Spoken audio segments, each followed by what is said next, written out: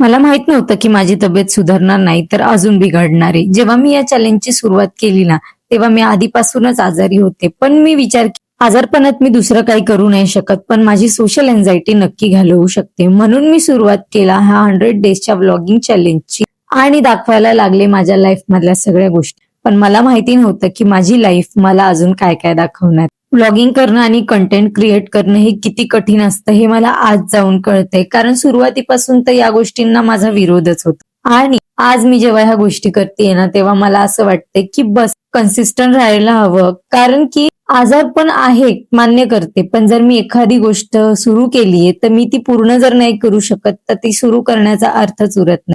आज सुद्धा आम्ही कळवा हॉस्पिटलवरून माझ्या मम्मीच्या हॉस्पिटलला गेलो. तिकडे सुद्धा आम्हाला सांगितलं की आधी रिपोर्ट्स करा, कारण की त्यासाठी भरपूर पैसा लागणार आहे आणि ऍडमिट होऊन या गोष्टी करणं म्हणजे दुप्पट पैसा खर्च करणं. तिथून खाऊन पिऊन निघालो आणि आम्ही मग गेलो आम्हाला सजेस्टेड एका हॉस्पिटलमध्ये, जे की होतं एका संस्थेचं हॉस्पिटल. तिथे गेल्यानंतरून कळालं की हॉस्पिटल जरी छान दिसत असलं ना, तरी सुद्धा इथे आपली ट्रीटमेंट होणार नाही, कारण की ते फक्त ओपीडी डिपार्टमेंट आहे. तिथून निघाल्यानंतरून जशी काही हताशच झाली होते. पण ना, जरी एक मूल आजारी असलं ना, तरी त्यापेक्षा जास्त आजार पण काढत असते त्याची आई.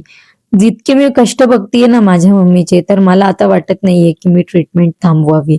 आणि माझे दिवस काहीतरी असे जात असतात ज्याच्यामुळे ना मी रोज रोज व्हिडिओ एडिट करणं माझ्यासाठी आता कठीण झालंय. तरी सुद्धा या चॅलेंजला मी पूर्ण करणार आहे आणि 100व्या व्लॉग पर्यंत नक्कीच कन्सिस्टंट राहणार आहे. वेळ माझी मागे पुढे होऊ शकते, पण माझ्यासोबत माझी आई आणि माझे लेकरं तर आहेतच ना.